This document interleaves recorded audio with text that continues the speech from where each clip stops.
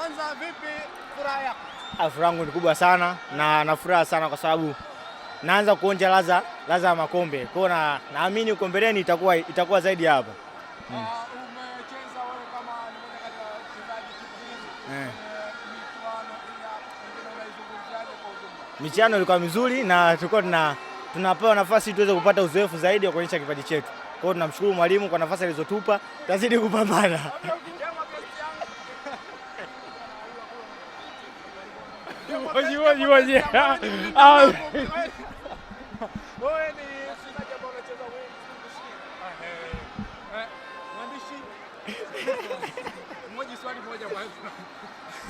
Unajisikiaje na furaha ya leo?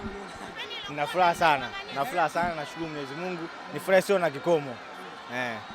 Safi, mnaona mchezo ulikuwa mgumu na mzuri pia kwa upande wenu kwa sababu mmeweza kupata matokeo ya ushindi. Sahihi.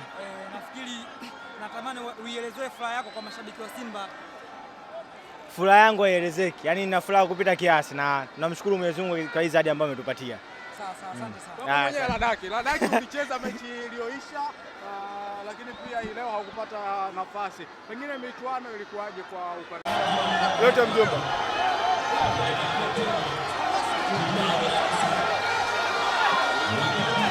Sikia vizuri sana kuandika historia kama mchezaji, lakini pia na kuongeza wachezaji wenzangu kwa kupambana na kuweza kupata matokeo alhamdulillah. Kucheza dhidi ya Young Africans ilikuwa kipimo kizito kiasi gani? Kilikuwa ni kipimo kizito sababu ukiangalia Yanga na timu nzuri, ni timu kubwa, ina wachezaji ambao ni wazoefu wa hizi dabi. Kwa hiyo sisi tumeingia kupambana ili kuandika historia kama wachezaji na kama timu.